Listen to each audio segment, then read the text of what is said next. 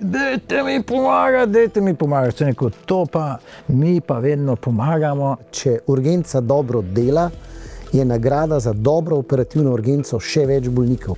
Urgentno o urgenci z vodjo internistične prve pomoči UKC Ljubljana. Odpreš dodatna vrata, jih pride še več. Dodatno ambulanto jih pride še več. In urgentnim zdravnikom UKC Maribor. Dobre gostilne so vedno polne. Še nekaj let nazaj je bilo na enoti za hitre preglede 37,000 pacientov obdelenih na let. Lansko let jih je bilo 60,000. Problem je zdaj, ko smo pa dosegli maksimum, nastanitveni maksimum. Hugo Možino in Metina Omeroviča v zdravniških zgodbah gosti strokovni direktor novomeške bolnišnice Boštjan Kersnič. Si sploh ne bi smel zaslužiti, da je na hodniku parkiran. Mi bi normalno delali, če imeli še 200 postelj več. Sam teh sester pa ni. Mislim, da Buzdovan še nikoli ni učinkoval. Ne moramo jih zadržati. Pa nas delajo sami norci, tisti, ki jim je pač fajn vse to, kar pride zdraven, pa vse te nore reči in ki imajo zelo dober smisel za črni humor. Cinizem in črn humor je tudi eden od znakov izgorelosti. Je res? Vsi zelo dobro poznajo stiske bolnikov, ki ure in ure čakajo na urgenci. Kakšen pa je pogled z druge strani? In so soočeni z lastnim eksistencialističnim vprašanjem, a bom jaz to preživel? Mi igramo igro neskončnosti, zato da bolniki preživijo. Ne? Kako rešujejo nerešljivo in ob tem ohranjajo veliko mero sočutja, strokovne zbranosti in predanosti. Ljudje velikokrat rabimo neko katastrofo, da nas strezni in da pravzaprav ugotovimo, kaj smo imeli in kaj smo izgubili. Tega se bojim. Hrvaški pevec Džiboni je rekel, nema tu pameti. Če izbereš urgenco, ker misliš, da ti bodo ljudje hvaležni, nisi se dobro odločil. Prav dobrotnik je tisti, ki dela dobro brez nekega pričakovanja, priznanja. Ne, v tem primeru si zadev.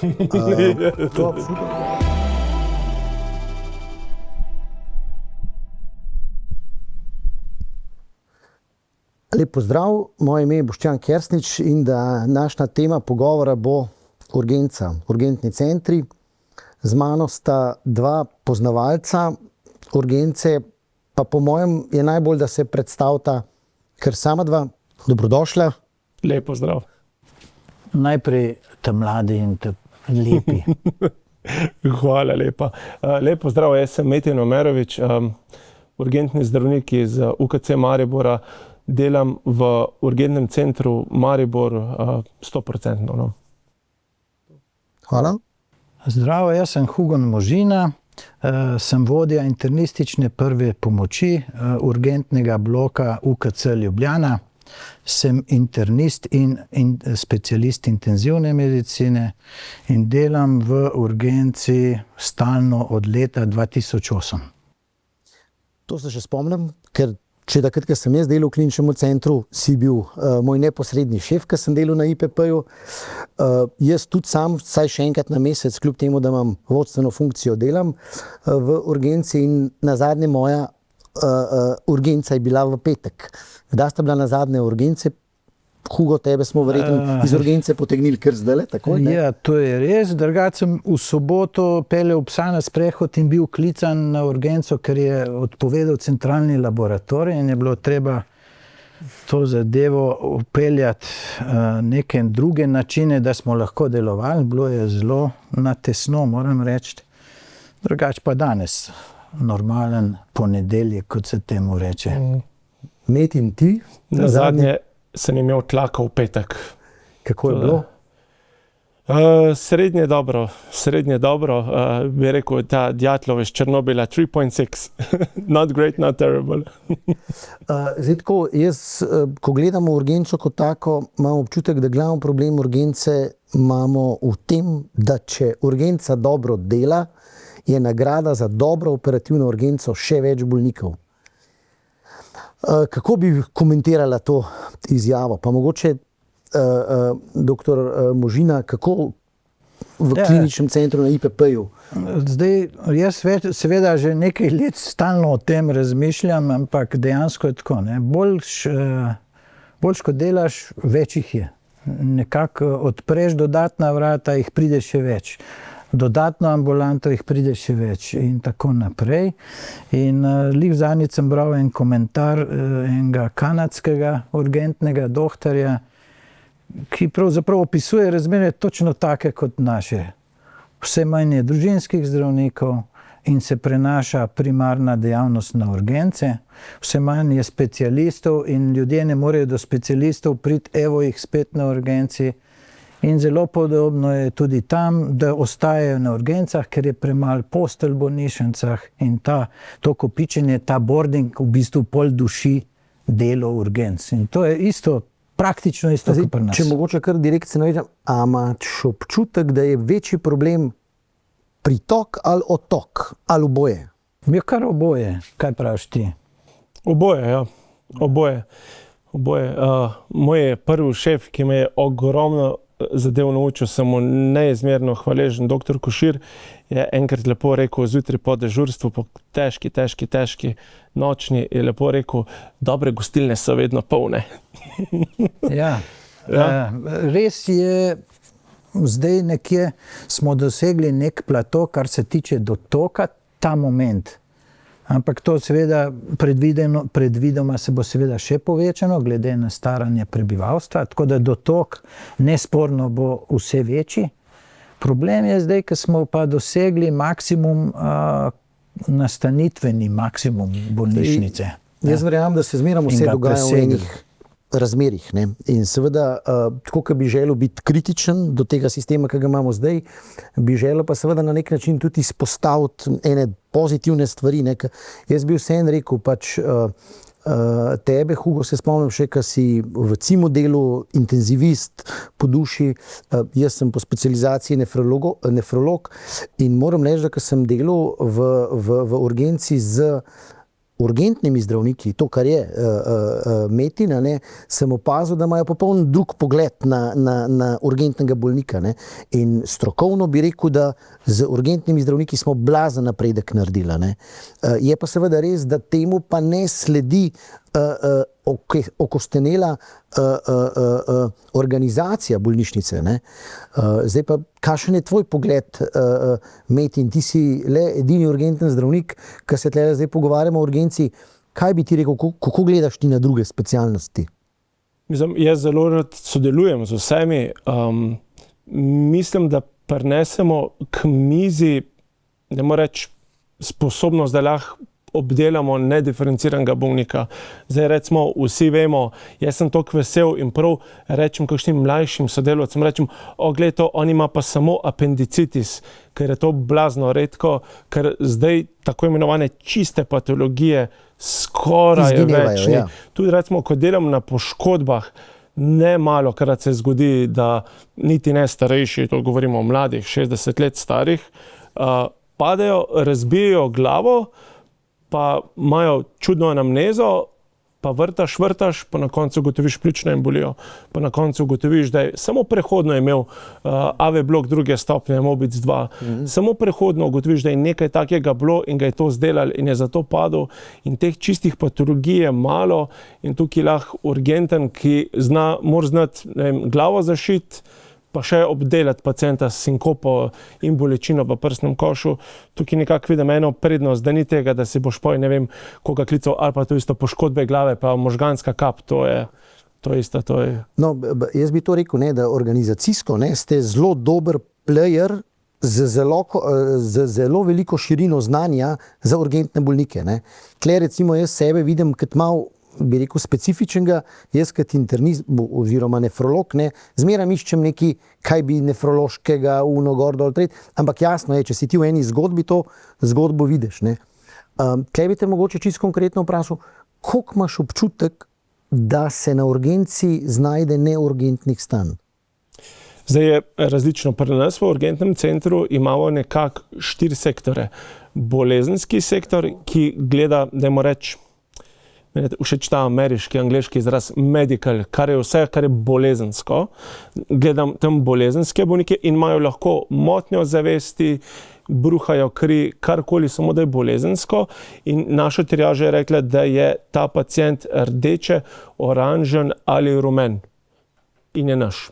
Potem imamo internistično prvo pomoč. Tja grejo pacienti, ki so napoteni strani izbranih zdravnikov z napotnico, ali pa če so triažirani zeleno v urgentnem centru, pa se je zdravnik na enoti za hitre preglede odločil, da ga bo dal na IPP.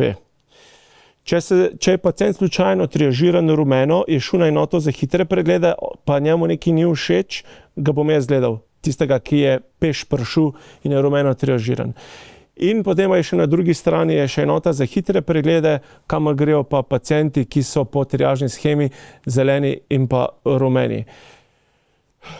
Zdaj pa, kar se vsega tega skupaj tiče, jaz mislim, da veliko lahko naredimo, da veliko lahko ljudem pomagamo. Jaz delam na poškodbenem sektorju in na bolezenskem sektorju.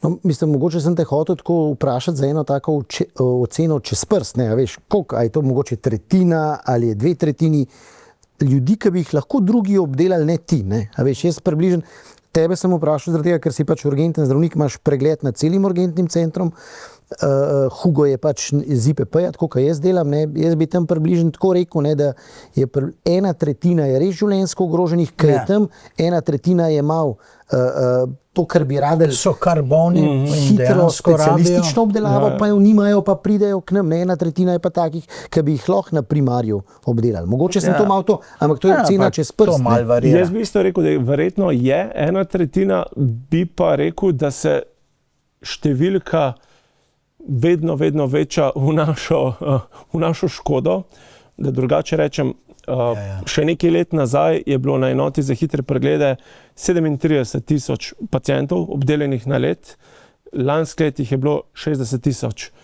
Pa Mariborčanov ni, niti mislim, da 5,000 jih ni več. Se pa starajo. Ja, se pa starajo, to je pa res. No, ampak tle se lahko mi vsi, ki delamo urgenco, zmenimo, ne, a veš, da tle bi bilo treba narediti eno stvar, ne, ker mi smo imeli prej narejen en tako imenovan gatekeeping, ne, se pravi, da smo imeli eno obrambo zaradi tega, da nismo čisto vsega dobili. Ker mi zdaj opazujemo, ne, reden trend povečevanja. Ne. Seveda je pač ta, ne, da bi naredili eno participacijo ali pa en vmesen filter, ne, zelo politično nevšečna tema, ampak verjetno bomo mogli tle nekaj narediti zaradi tega, da bomo imeli en gatekeeping zagotovljen. Ne. Ja, to je zelo pomembna stvar, a ne, in to tudi velika vrednost primarnega sistema, ki, kadar je naših družincev dovolj, a ne, seveda to veliko boljš. Zdaj, če jih kje primanjkuje, pa seveda se to pozna na urgenci. Mislim, da je razlika med rečemo ruralnimi in neruralnimi področji. Tam je boljš kot v urbanih področjih. Ne? V urbanih področjih več bolnikov prihaja na urgenco, to se pozna povsod. Medtem ko marsikje na deželi je pa to še vedno dobro urejeno in grejo k svojemu zdravniku bolniki najprej. A ne? Je pa res, da urgentnih doktorjev ni veliko, ne. To je 0,1, 0,08 na 1000 prebivalcev, a ne. Ko smo delali survey, smo ugotovili, da je to mogoče 20% tistega, kar bi potrebovali. Tudi internistov ni prav veliko, ne. Tam nekje 0,6, 0,65 na 1000 prebivalcev, s tem, da pokrivajo vse žive specialistične ambulante. Je pa dejansko res, da če imaš ti odprte možnosti za določene skupine bolnikov, ti ne bodo prihajali na urgenco. In to vidimo, ne? Ker za večino področij v Ljubljani v kliničnem centru so nujne ambulante, naprimer na področju interne medicine, in to nam je omogočilo, da smo prelezli do platoja 24,000 bolnikov na let in tle nekje nihamo. Ne, ker pridejo direktno diabetološko, direktno nefrološko, gastroenterološko in tako naprej. Edino še pri kardiologu jih to ne funkcionira tako, kot bi moralo. Ne. Ampak se to pozna. Če ne bi zdaj mi imeli namesto 24 000, 30, 32 000, sigurno. Ne? Tako da absolutno ena pomembna stvar je, da se odprejo te ambulante, da lahko pridejo ljudje hitro do specialista, tisti, ki ga potrebujejo. Ja, tukaj imamo spet problem, ne, da v eni manjši bolnici vseh specialističnih ambulant ne moramo imeti. Ne. Ja. Seveda bi bilo fajn, da bi imeli. Je pa seveda res, ne, da recimo v določenih bolnicah specialisti, internisti, kardiologi, nefrologi, revmatologi delajo urgenco, ne, ker nimamo urgentnih zdravnikov. Ne. Vse to je logično. Zdaj, mogoče smo malo naslovili ta vtok v urgenco. Ne? Vtok v urgenco, kaj pa iztok v urgence? Kakšne probleme pa tle vidite? Imamo eno stvar, ki se imenuje AO.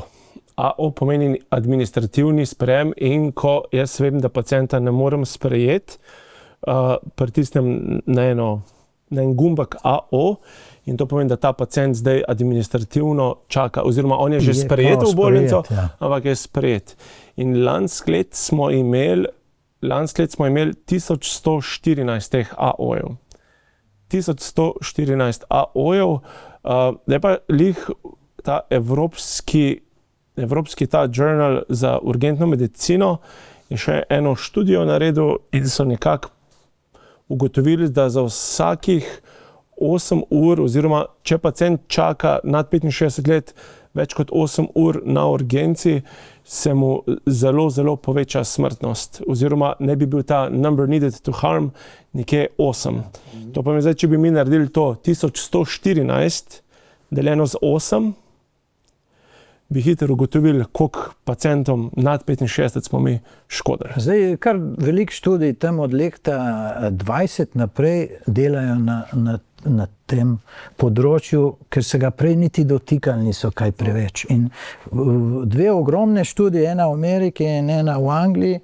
V Angliji je zajela 185 bolnišnic, ki imajo urgenco, je pokazala jasno, da edini neodvisni kazalnik tveganja za to, da boš ti dlje časa na urgenci, je zasedenost bolnice.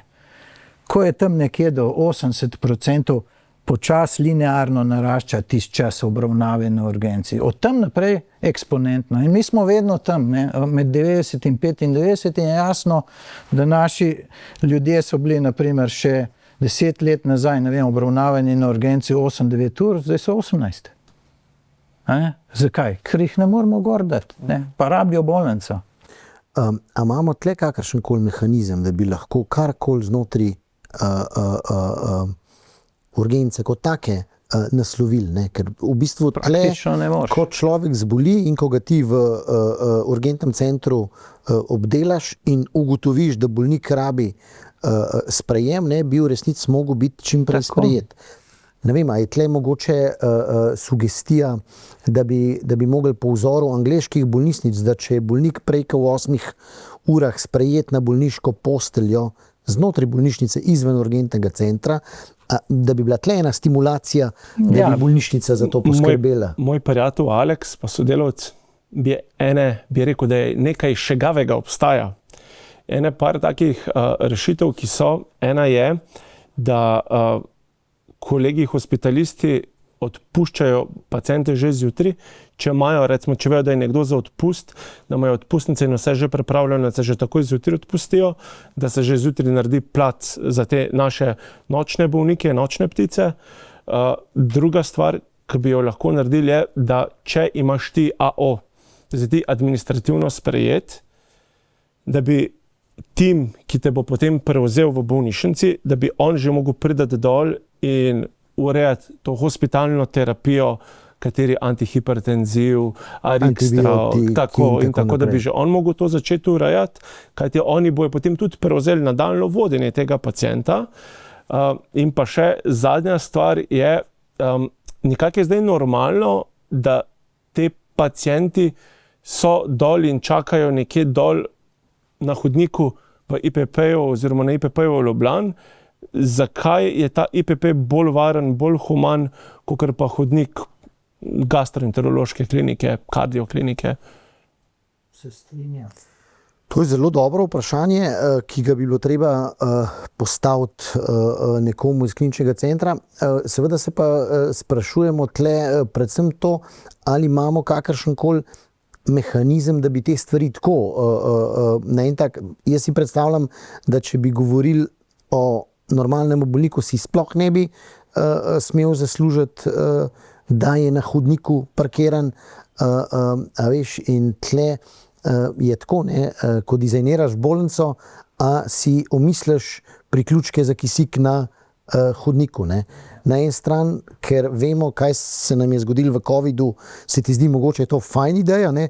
Po drugi strani, ko pa slišiš te zgodbe, te pa kar malo zmrazi, ne? In to v bistvu si noben ne bi smel v resnici dovoljiti, ne. Ja, veliko teh bolnikov potem direktno iz hodnika po 2-3 dneh odpustimo domov, ker so že boljši. Ves čas poteka tudi zdravljenje in diagnostika in to je tisto breme, ki je dodatno za ekipe, ki so sicer namenjene urgentnim bolnikom. Mislim, da bi morali imeti ti bolniki večjo vrednost.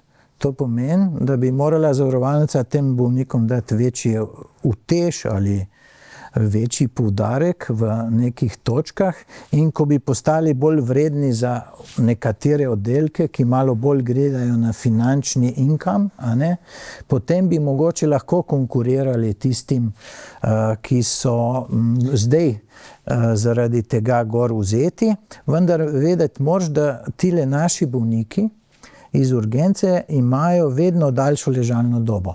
Če primerjam jaz neko povprečno ležalno dobo na interni kliniki, ki je tam nekje 6 do 8 dni, z našimi bolniki ta je pa med 10 in 11 dnevi. Tako da nočejo naših bolnikov tudi zaradi tega, ne, ker so taki, ki zahtevajo daljše zdravljenje. Tle zelo lepo pripelješ do tega, ne, da v bistvu se nekako izpostavlja, da imamo sistem dveh hitrosti, ne. Čim je bolnik finančno zanimiv za nekoga, je zadeva malenkost drugačna ali pa kar precej drugačna, ker če imamo človeka, ki je samo bolan, pa ima eno finančno nezanimivo diagnozo, ne. Mogoče bi bilo dobro imeti nek centralni dispečerski sistem, ki bi imel vpogled v proste postelje v Sloveniji, kaj ne da, in bi nameščali te bolnike iz tistih urgentnih centrov, ki so preobremenjeni, čeprav ne verjamem, da bi to dolgo delovali. Zdaj, tle ti bi jaz zelo hitro rekel, ne, pa če veš, vsaka regija more stvari sama po sebi zrihtati, ne, veš, ker vsi vemo, da pa se mi zdi na nek način zelo problematično, da smo ratali zelo apatični do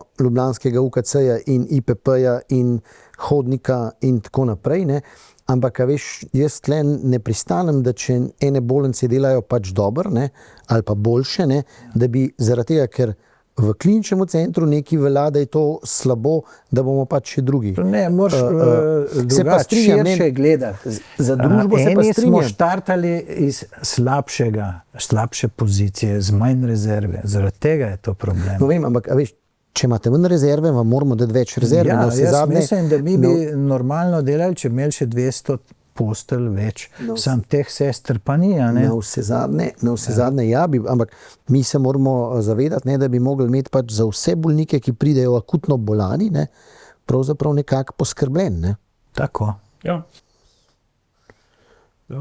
Zdaj trenutno pri nas na interni kliniki je mene v 3-4 letih še celo 86 postelj manj, a ne?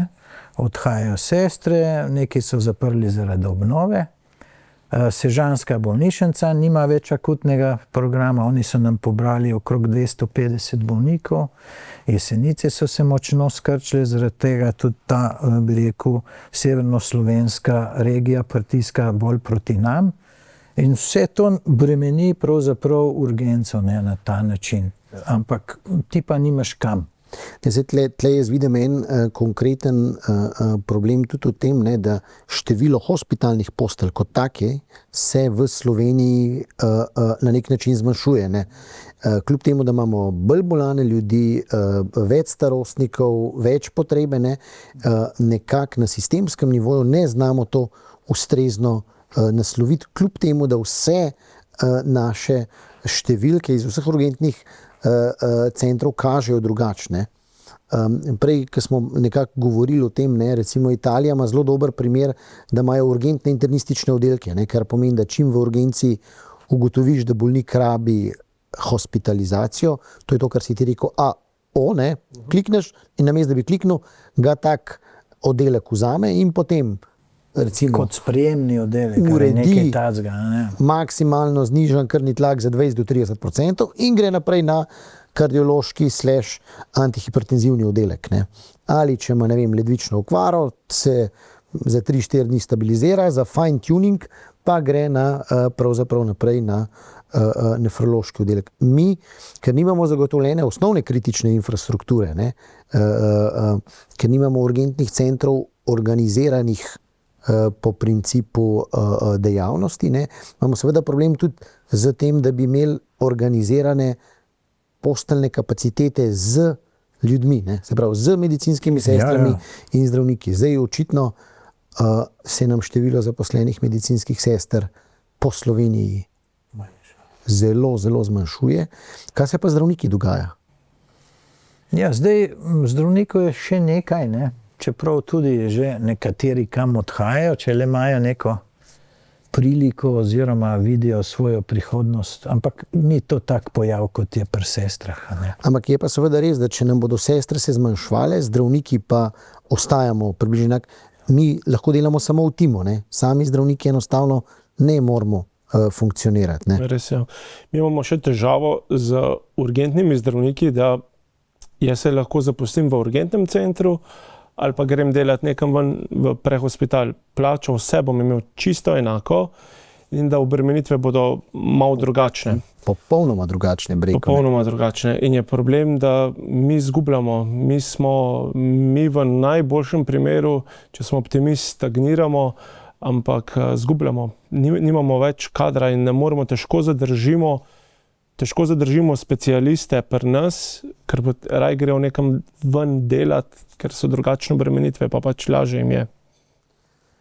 A misliš, da obstaja mehanizem, kako bi zdravnike obdržal v urgentnem centru? Verjetno obstaja vse lep, ne morem reči tako lep, pa grd mehanizem verjetno obstaja.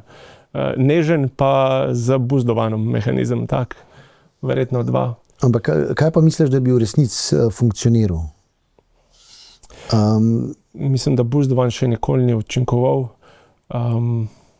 Pri nekaterih, rečemo pa v mlajši dobi, bi verjetno nagrajevanje po obremenitvah, a ne, Vsaj na nek pomagalo. način. Seveda bi se morali dogovoriti, kaj bomo merili, kako bomo merili, a ne, ampak to bi do neke mere pomagalo. Seveda pa prije neko obdobje, ko dobiš otroke, ne vem kaj, in potem začneš mogoče na življenje drugače gledati, pa potrebe mogoče nimaš več take, ko si zagotoviš neke bivanjske pogoje, a ne?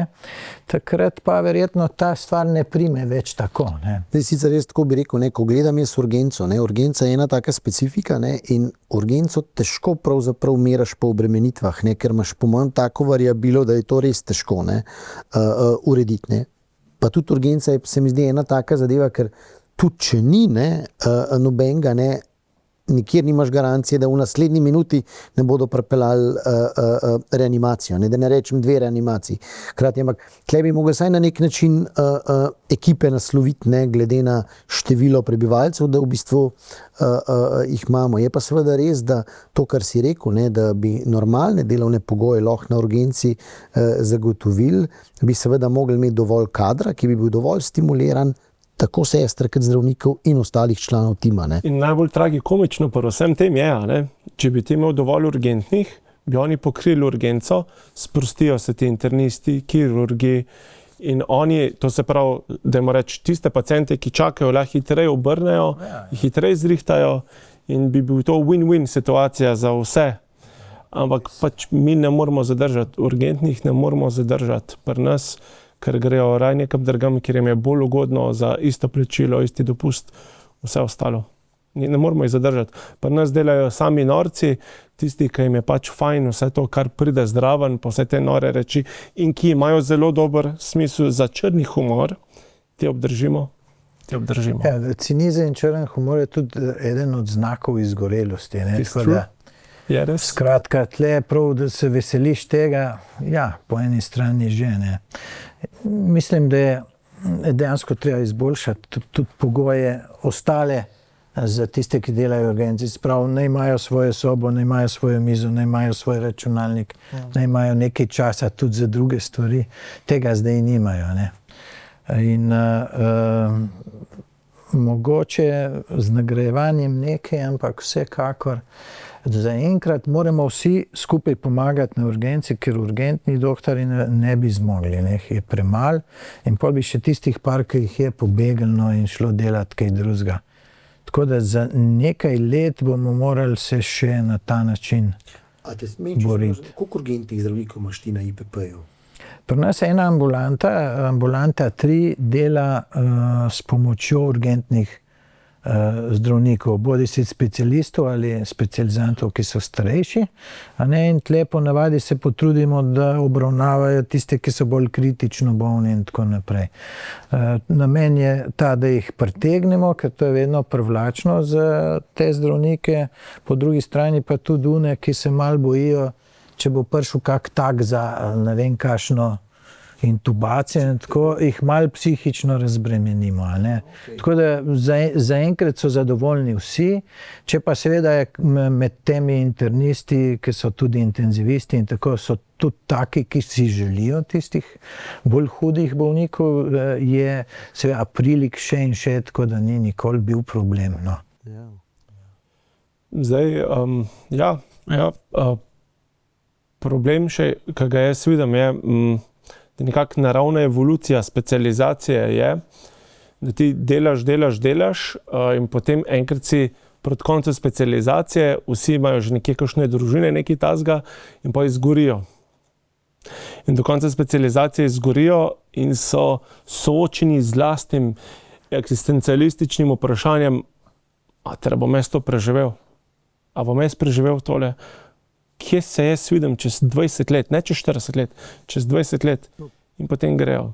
In tako, kar je še zelo zanimivo, na sekciji za urgentno medicino, pa ne vem kdo že, mislim, da je naš profesor Strnad, da so številke skupaj dajali in ta trenutek je dovolj urgentne, oziroma niti ni dovolj urgentna, žal, da bi pokrili samo prehospitalne potrebe. To je zapravo brez urgentnih centrov, samo prehospitalno, jih ta trenutek nas ni dovolj. Ne, saj sem rekel, 20% potreb je pokritih, mogoče 25%. Ne, tle imamo seveda resne probleme, ne, ampak vseeno pač se mi zdi, da nekako bomo mogli k stvari pristopati, ne, a veš, in tle jaz bi sam to rekel, ne, da seveda to, kar si zdaj naslovil, karierni razvoj urgentnih zdravnikov je lahko problematičen, se posebej zaradi tega, ker je tempo dela tak, kot je, ne? In seveda tle pač te eksistencialistične zadeve, ki pri vsakmu, ko si ustvariš družino, pa specializacija, pa če gre vse to na kup, se pa seveda lahko vse sešteje, ne?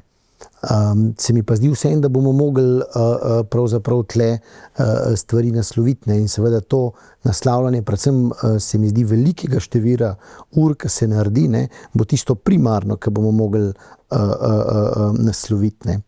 Je pa to delo, ki te nagrajuje ves čas. To pa je privlačno, ne? Pa zanimivi bolniki so. To mi je všeč, da gremo pa zdaj mogoče še na malo tako. To delo z različnimi skupinami doktorji je neverjetno dobro, ker se od vsega nekaj naučiš. To je res fajn. Pozitivno stvar urgence, in tlevajo bi pa mogoče vprašal, a se vama je utrnila v tem delu, ki imate že toliko izkušenj, kakšna taka anekdota, da bi jo bila pripravljena deliti, ne vem, ali pa en tak poučen primer iz vašega delovišča, ne?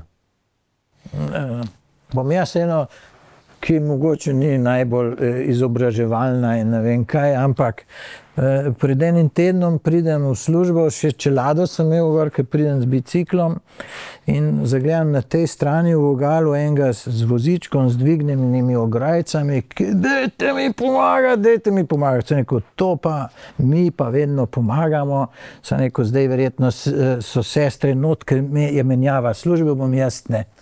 In grem in pravim, gospod, kako vam lahko pomagam? Ja, je rekel, ne morem nič, ne pogruntajo, jaz pa ne morem vstati, noge mi ne delajo.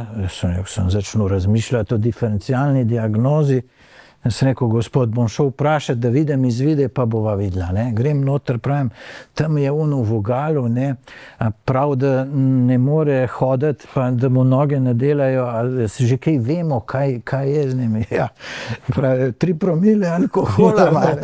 In ta skrivnostna bolezen se pojavlja že tretjič v 3 tednih. Ne. Tako da smo ga rešili in diagnostiko speljali do konca, ne, in ga poslali domov. Verjamem celo terapijo. Ne? Terapija je bila v tem primeru malo časa, pa fiziološka. Tako, ja. Skratka, takih je veliko, ki pravzaprav nas ne rabijo, ampak rabijo samo nekaj časa pri nas. Ne. Tudi taki so. Meni verjetno, kar sem se do zdaj najbolj naučil, je, da pacientu moraš verjeti, da tak nekako to pa ljudje med izobraževanjem malo zgubijo, pa moraš pa nazaj dobiti to, da mu moraš res verjeti. Ko nekaj pove, nekaj reče, da mu moraš to res verjeti. To sem se jaz nekako najbolj zapomnil. Kar se pa dela na urgenci tiče, pa super. Pa, jaz se zelo izpolnim, da se počutim, da je nazadnje tudi hvaležen sem, da imam sploh to možnost, da lahko to delam. Nori primeri od tega, da pride mlad fant, ne more dihati, pa grem stran, pa ga tako kot en peeping tom za mizo ga gledam, pa vidim, res težko diha, pa se neko inače, da je mi res ABCDE narediti in pri D-ju izmenimo cukor in 35 cukra. In je bila to, v bistvu njegova diabetična ketoacidoza je bila vzrok za težko sapo, ampak on nič ni vedel, da se karkoli dogaja, on sam dihati ni mogel. Tak. Veliko enih takih primerov, sploh na poškodbah. Meni je najboljša stvar, ni intubacije, ni centralnega venskega katetra, ne vem česa. Najboljša stvar, 1., 2., 3. mest, pronacija doloroza. Pripeljejo starši otroka, 2,5, 3 letega starega, roke ne more uporabljati, so čisto prestrašeni, kaj je zdaj z roko, dobesedno klik. Otrok čez 5 sekund uporablja roko, to je magija. To je šamanstvo, one-on-one, vrhunsko najboljša stvar. Tako da res služba zelo, zelo dobra. Je pa res bolj, ko se ljudje bolani, pa ne vejo, kaj se z njim dogajalo, bolj ne prepoznajo oziroma ne vejo, kaj se je na urgenci zgodilo, oziroma tisti ljudje, ki smo jih rešili, ne vejo sploh, da smo mi karkoli prste imeli vmes. Tako da to, če izbereš urgenco, ker misliš, da ti bodo ljudje hvaležni, nisi se dobro odločil. Ne. To po definiciji te prav dobrotnik je tisti, ki dela dobro brez nekega pričakovanja, priznanja. V tem primeru si zadev. To absolutno. Mogoče bi sam se še tle malo dotaknil. Recimo meni je ostal v spominu, pa vaju bi vprašal za komentar. Ne vem, mlada punca je prišla, seveda mlada, 40 let, že 2 otroka. Ne, on je internist. Potem pa dedimer, visok, ne, in pol v bistvu, veste, kako zlati standard, gor, dol, nobenih resnih težav. Ampak vsem smo naredili CT angio, ne, na kar dama pove, polka jo še enkrat gremo natančno spraševati, žal že po CT-ju, ne, da si je zvila gleženj. Seveda imamo zdaj ta problem, vse te defenzivne medicine, pa to, pa pa tretne, ampak tle imamo tudi problem, ne, da trenutno smo opremljeni kar z veliko diagnostičnimi možnostmi, veliko lahko, nas pa seveda kakšne stvari lahko zapeljejo celo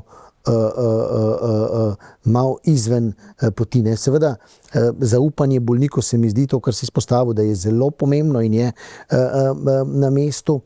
Hkrati je pa seveda res eno tisto zrnce modrosti, nekega pa dobiš šele s toliko in toliko časa. Ne. Je pa, Kilometrov. ja, je pa seveda res, da včasih ne, si pa tudi niti nočeš privoščiti kakršnih koli dvomov. Ne. In tle imamo včasih probleme, da smo pri kakšnih diagnostičnih preiskavah zelo bi rekel, potratni. Ne. Včas jemljemo krvi res veliko. Ne. Se strinjam. Tisti hrvaški pevec Džiboni je rekel, nema tu pameti, pa se strinjam, da ni. Hkrati mi pa en urgentni ameriški mi je zelo všeč, je rekel, in emergency medicine we don't play to win, we play not to lose. Zdaj to zveni kot da zagovarjam defenzivno medicino. Ampak si zelo lepo povedal. Ne? Jaz sem pred kratkim gledal ta podcast od Simona Sineka, če ste mogoče gledali. Ja. Mi igramo igro neskončnosti, zato da bolniki preživijo. Ne? In mi se tle v bistvu trudimo, da ne bi, če se le da, nikoli naredili nobene napake. Ne? Ampak seveda jo pa včasih z odvzemom kapljice krvi preveč ali pa z CT-jem preveč lahko na dolgi rok naredimo eno škodo, ampak jo nismo ne ozavestiš tega. V problem. Ne? Ja. Jaz mislim, da pri mlajši populaciji smo seveda še bolj pazljivi, a ne? Pri starejših pa moramo znati bolj poslušati. Je pa res, da se kar veliki skupini te starih anamnezati nič ne da, ne? Ker tle so ljudje, ki so zelo dementni in tako naprej, kjer pa spet imamo na drugi strani drugo oviro, kjer se moramo odločati pravzaprav, do kje iti za zdravljenjem, diagnostiko in tako naprej. To je pa ena posebna zgodba, ki se verjetno danes ne bomo lotili.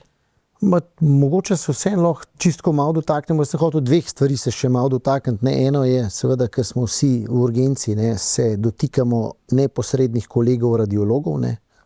To je zdaj kar aktualen problem. Vi v kliničnem centru verjetno še niste na tem, da nimate težav z zastopanostjo radiologov. Ne. Po mojih podatkih je 6 radiologov vsako noč dežurno. Maribor ima tle. Mi imamo Mi imamo dva mlajšega, ki je ponovadi specializant, pa odčitava rentgene, abdomna, prsnega koša, pa ultrazvoke dela, in pa specialista, ki ima pa potem vse ostalo, CT-je pa take reči.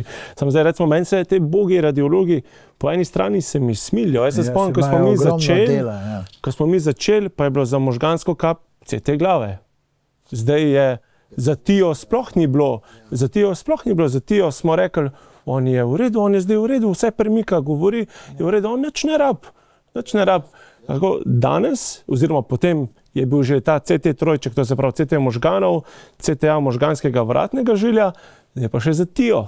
Isto, za vsako Tijo, ki pride. Za pacienta, ki je zdaj tako rekoč pred tabo v redu, nima nobenih odstopanj, tako da njihove obremenitve se zelo povečujejo. Se še spomnim, še ko sem začel, pa je nekoga trebuh bolel, pa je bruhal, pa je imel recimo staro brzgotino po laparotomiji, nekaj tazga, si klinično ocenil, še z ultrazvokom pogledal, rentgen, to je to, sprejem na abdominalno, konec.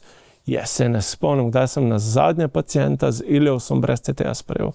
Kar po eni strani je tudi dober, ker oni hitro vejo, če je tam zaprto črevo, da je ta closed loop obstruction, vejo, da to konzervativno verjetno ne bo šlo skozi in je pacient hitreje operiran, verjetno hitreje okreva, verjetno hitreje gre domov, kar je dober, in to pač spet vse pade na brate, pa sestre, radiologe. Bolečina v trebuhu po 65 brez CT-ja s kontrastom danes ni več, ker vemo, da klinika ne pove nič. Amen. Ja. To je... Se pa seveda zelo... Seveda se pa zaradi tega obremenitve večajo, ne, za radiologe, ki jih je, ne vem, mislim, da jih je sicer dovolj, sam ne vem, če so prav razporejeni, ne. Američani pa imajo zdaj težave, ker se ljudje ne odločajo več za radiologijo, ker se bojijo umetne inteligence, da bo vse prevzela, a ne. Tako da zdaj ne vem, kaj pričakovati. Jaz mislim, da radiologe bomo še potrebovali, vendar da nam bo AI verjetno res pomagala na tem področju. Mogoče prav po noč pa tako naprej. Ne? Mislim, se veš, te protokoli, ki nam bodo pomagali te odločitve delati, bodo pač taki, ki jih boš lahko zmeram preveril, pa še zmeram enkrat. In mislim, da bo tle to za sprejeti, vsakršno pomoč, ki jo bomo imeli. In to bo v kratkem. Zdaj že gledam pri travmatologih, umetna inteligenca jim pregleda vse te skeletne slike in pove, kje je zlom najverjetneje. Mi tudi imamo, ampak dele napake. Dele napake sem že imel, da je spregledal tudi zelo zlome. kompleksne zadeve pogrunta in moram reči, da ni tako slabo. Ne, ni. Problem pri travmatologih se meni zdi, veš, da ko se slika prsten koš, ne, in se tam pojavi kakšna izolirana sprememba, ki je iz intersticija, pa jo travmatologi spregledajo, ker nimajo znanja za intersticijske spremembe. Ne. A veš, in tle mislim, da nam bo lahko umetna inteligenca te zadeve prečesala, pa bo opozorila radiologa ali pa lečečega zdravnika. Ne. Zdi pa se mi, ne, da se moramo, ne, ker gremo počasi proti koncu, tudi tega končnega, saj omeniti, ne, da pač oskrba paliativnih bolnikov na urgenci, ne, se povečuje. Ne. Čeprav moram reči, da se saj v naši bolnišnici se pozna prisotnost mobilnega paliativnega tima. Ne. Imamo pa seveda problem, ker se naš mobilni paliativni tim porab tudi za kočevske in za sevniške bolnike, ne, se nam še ta rajon malo poveča, ne, in je pol čas problem, ne, ker se pol pač obračajo na nas kot na primarno ustanovo. Ne. Moram pa reči, da vidim prednost tega mobilnega paliativnega tima predvsem v tem, da vso to komunikacijo opravi, ker čim se pa moramo pogovarjati o koncu življenja v urgenci, so pa to zelo ponavadi že, ko se bolezen na hitro zgodi, ne, in če je treba še to razlagati, so res težki trenutki, predvsem za bolnika in svojce, ne, kot za seveda zdravnika, ki mora to narediti. Ne. Ampak je pa zanimivo, če se spet nazaj navežem na reči, ko so ljudje hvaležni za naše delo na urgenci, pa dejansko te stari, krhki, polimorbidni, ko pridejo potem na urgenco, pa je zdaj že 8. v isti ustanovi zaradi enih kroničnih težav, ki se vedno slabšajo, pa se usedeš, pa namesto, da bi nastavil arterijo, CVK, ne vem kaj vse, pa to zrihtal v pol ure, se usedeš, pa se pogovarjaš 45 minut skupaj za širšo družino v prostoru, narediš več dobrega za tega nesrečnika, kakor pa s katerokoli drugo stvarjo.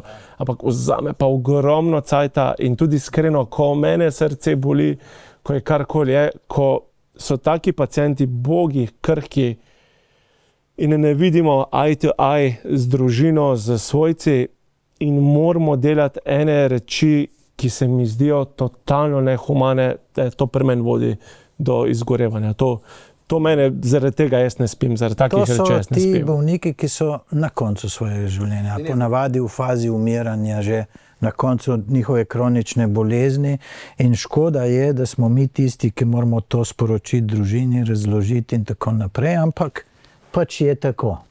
In takih mi imamo na IPP okrog 800 na let, ko moramo se pomeniti z družino, se pogovorimo 3 specialisti, v formularju označimo, katerih stvari se bomo pri bolniku sploh še lotevali ali nobene, in ali ga bomo dali nazaj v DSO. Domov je težko dati nazaj. Ne? Redko kdaj imajo take pogoje, da lahko vzamejo bolnika domov, ampak tu pa tam pa tudi. In so nam zelo hvaležni za to, le redko prideš do neke družine, ki ni razumevajoča, večinoma so, ker so že sami vejo, kako je, sami pri sebi. Sam potrebujejo še enega, da je potrdi te njihove domneve. A ne? To je največkrat. Ne, tle v bistvu tako, ne. Moje izkušnje je tako, družinski sestanki z razširjeno družino, da prideš do enega konsenza, so zelo velikrat odrešitev, predvsem za tega bolnika in seveda tudi za družino. Ne.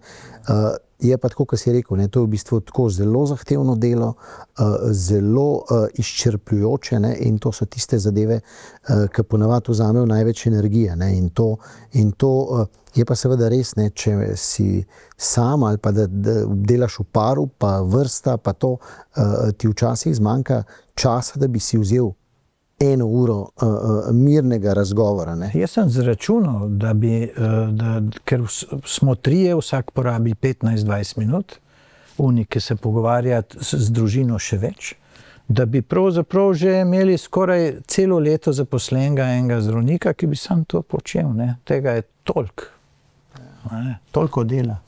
Zanimivo, vem, za tujino vem, da imajo socialne delavce, kar bi nam tudi zelo pomagali, ker imajo ogromno ljudi pride na urgenco, ker je v stiski, ker nima kje živeti ali pa se nekaj zdaj doma zgodil, pa nimajo kje živeti.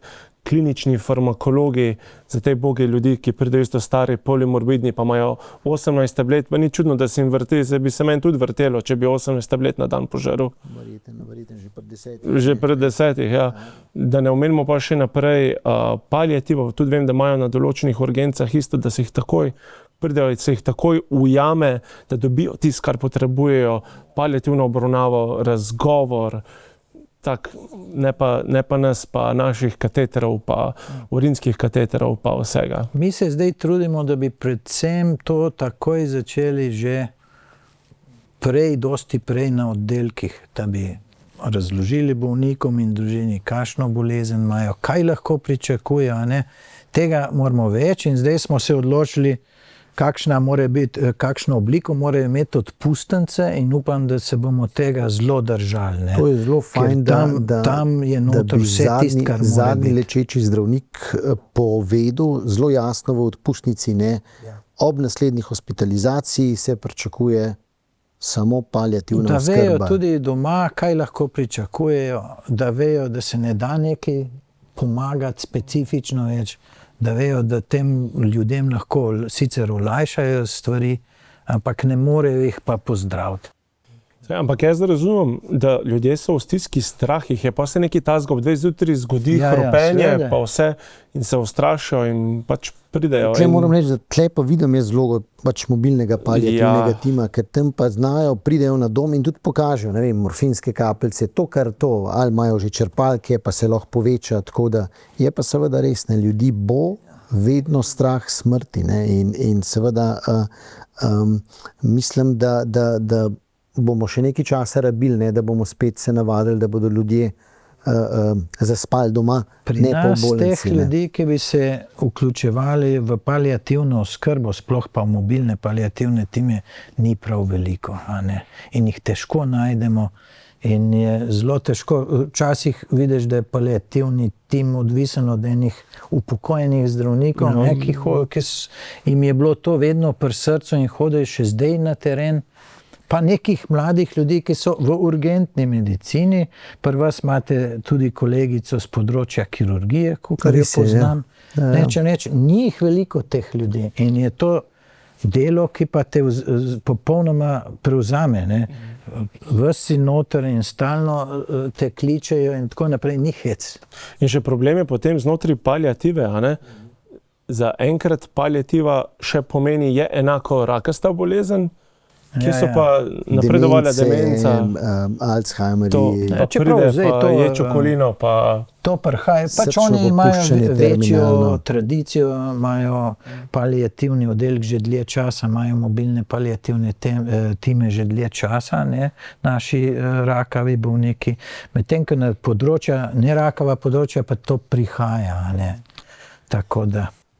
Zdaj pač nekako smo se sprehodili od začetka, od sprejemov v urgenco, same urgence, hospitala, paliative.